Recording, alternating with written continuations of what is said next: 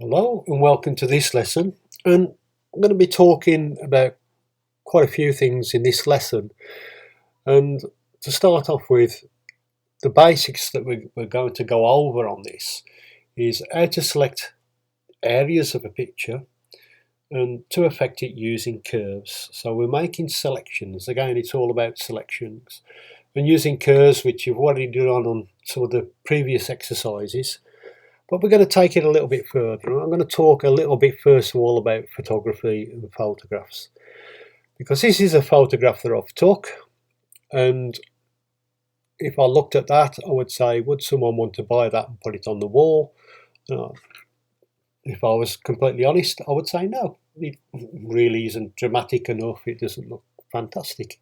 It's not a bad photograph. People may like it looking at it, but it's not something that's going to sell or someone's going to put on the wall in most cases, unless I bent your arm up your back. But that would probably be the only way. So this is where a lot of stigma comes into photography. In some cases, some people say, should you edit a picture?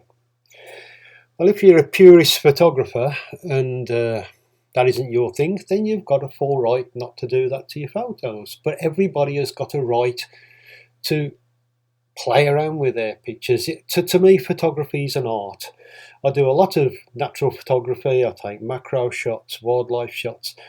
Quite often I don't do anything but a bit of sharpening or whatever and basically put my name on it, and that's all I use Photoshop for.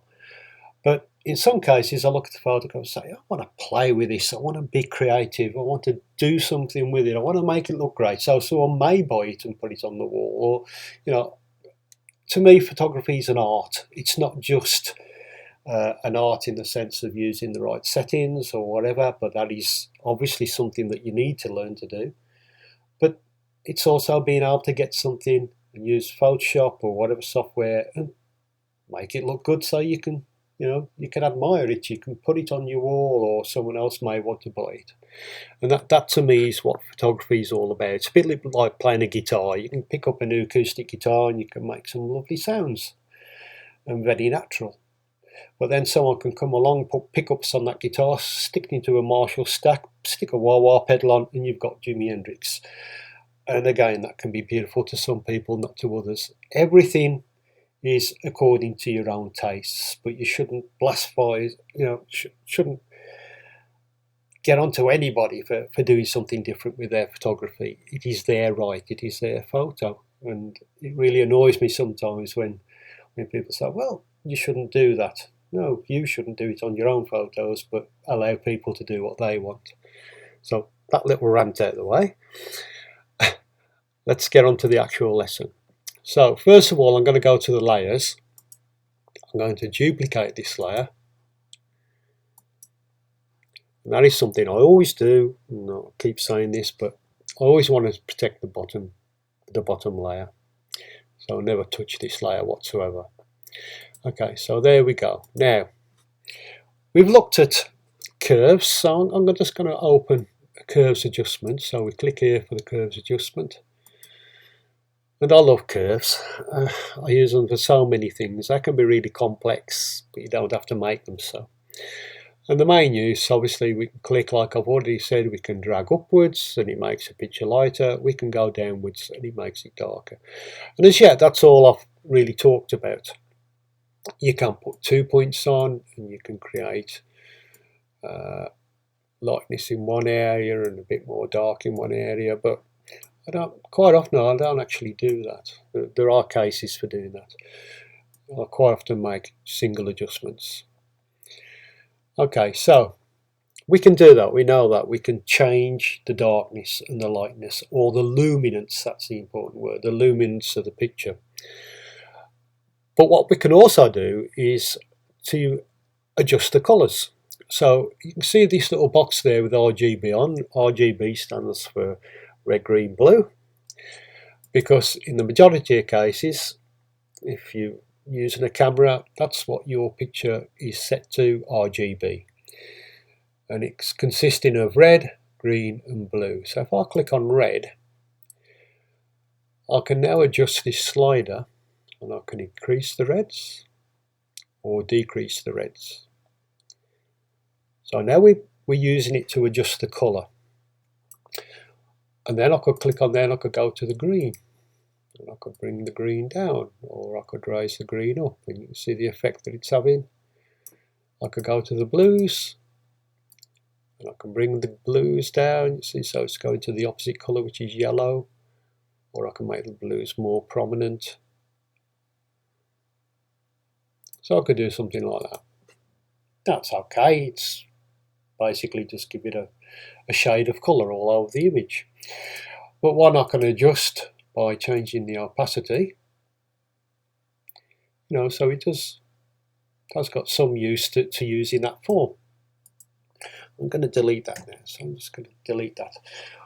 But let's think about the image, and let's say I want to create a stunning sunset. So how would I go about that? Now, as a professional, I wouldn't use this method. I'm going to show you that there are other ways. But this is quite successful and much easier for a beginner without any additional plugins or anything.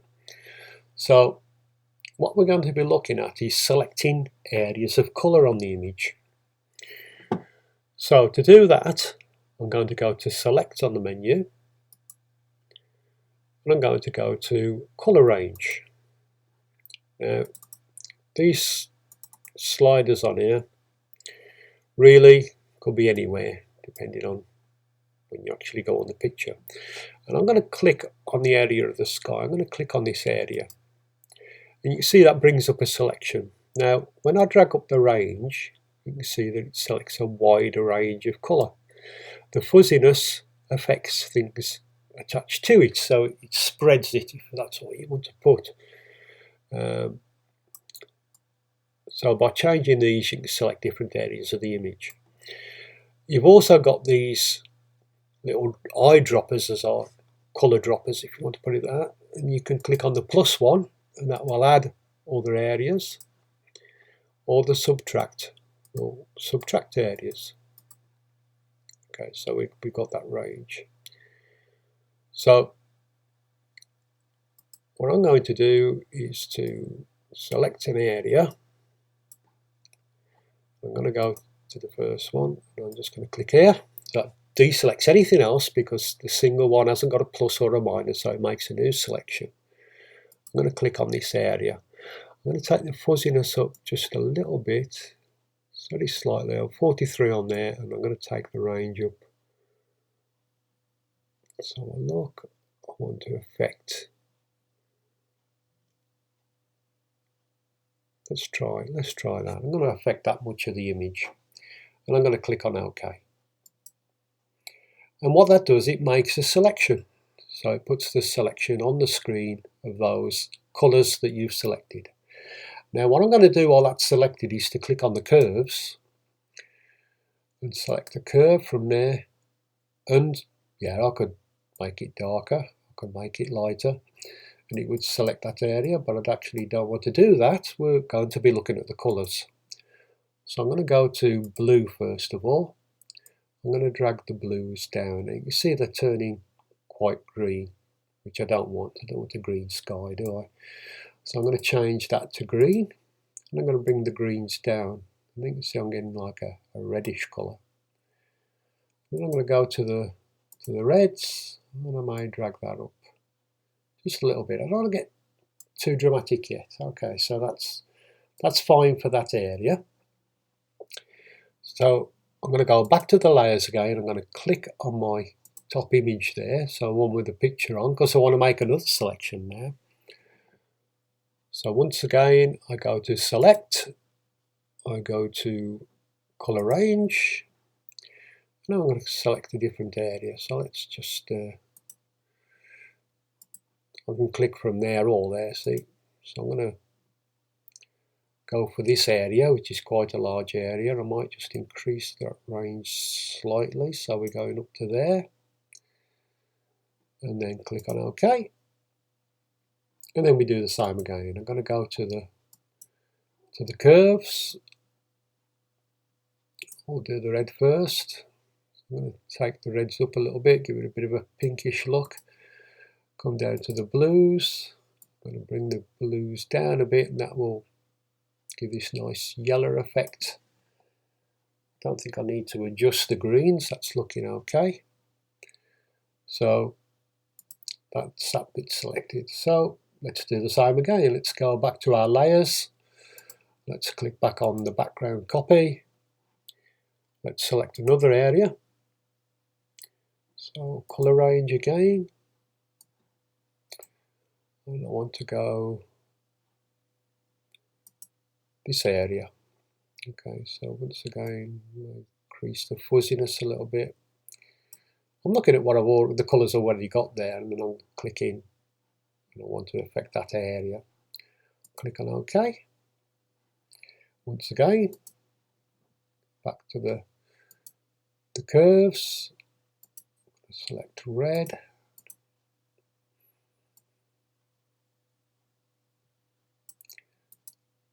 Let's select blue. Let's drag that down a little bit so I get this slightly yellow effect. I don't want to go too much. I don't, because it just looks unnatural. So I'm just making slight changes to that. Okay, then I'm going to go back to the layer again.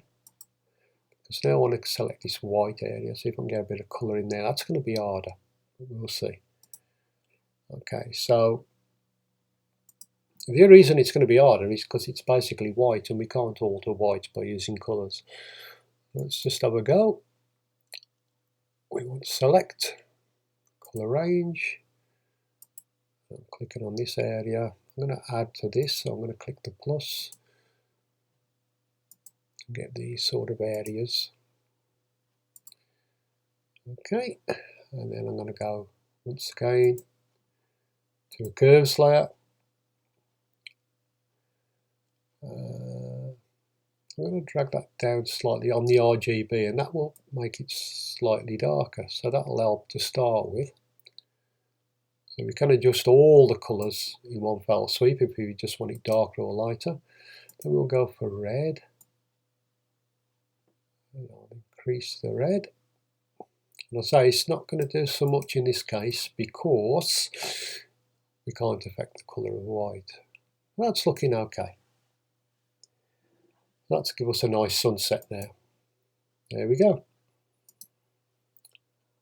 So you can see I've created this by selecting areas of colour, and we've managed to get that looking quite nice now. Okay, so there are ways of getting rid of these white areas. I'm not going to go into that too much now, but we'll give it a slight colour toning. So we're going to learn to use a different tool now. First of all, what I'm going to do is go back to the background layer. I'm going to select a tool on the left hand side, which we've used before, the quick select tool. Change the size of the brush quite big. Remember, forget about these colours on here. They're not going to be selected because we're working on the background copy. So everything above that, all of these variations of colour that we've altered, will not be selected when we're working on this layer. So I'm just going to drag across there very simply, and it should select that sky as it has. It's a nice picture for that. As I say before, with the selections, there's no trees or anything, so it's a nice plain selection. It's the best tool to use. So we've got our selection of the sky. And what I'm actually going to do with this now is to create a new layer just above this. So we click this button down here to create a new layer, and I'm going to select two colours on the colour picker down here. So I'm going to go to, let's get an orange colour, and click on the bottom one, and we'll select a yellow colour.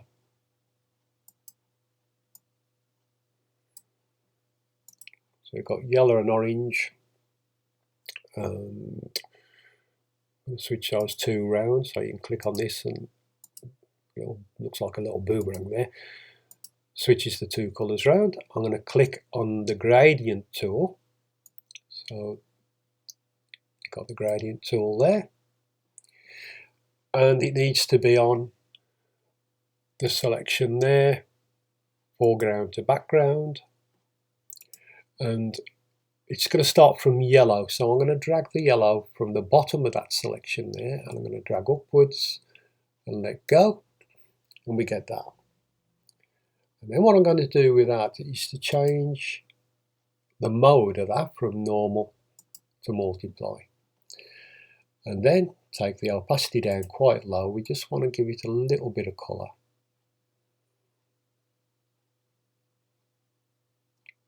That's okay, something like that. Select, deselect, and now we've got something that's looking pretty much, giving it a good realistic effect there on the sunset. Now, just to give the bottom a little bit more tone of what's in the sky there, we could actually, a little trick is on this layer where we've put this colour to give it this effect with the multiply there.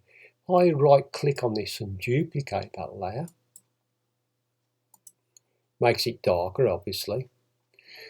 But if I now click on the move tool,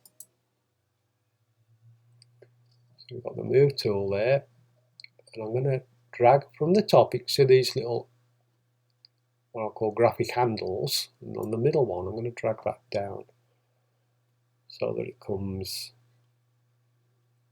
over the bottom, and then we can take the opacity of that one up just slightly.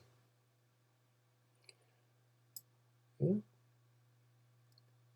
And I may duplicate this bottom one again, so let's just click the tick on there to say yes, I'll finish with that. I'm going to click on this one again.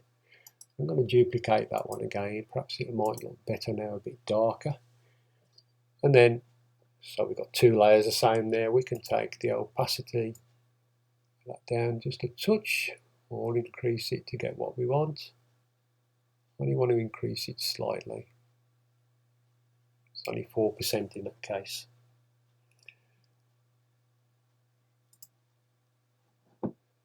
And let's just click on another tool and take off all these highlights. So that's how you can create something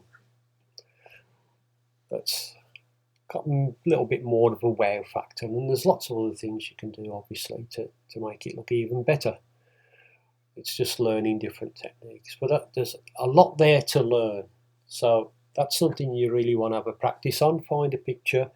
Sometimes it's nice to get a sky that hasn't got too many, it's got a few shades of blue in it, and without being a lot of dramatic changes, because otherwise it can look more false than that. There are other ways of doing this, and in more advanced lessons I will explain other more successful ways of getting more control over selecting areas of the image. But I think that looks okay. Yeah, so it's something to practice on your own images. All the best from me. Hope you learned something from that.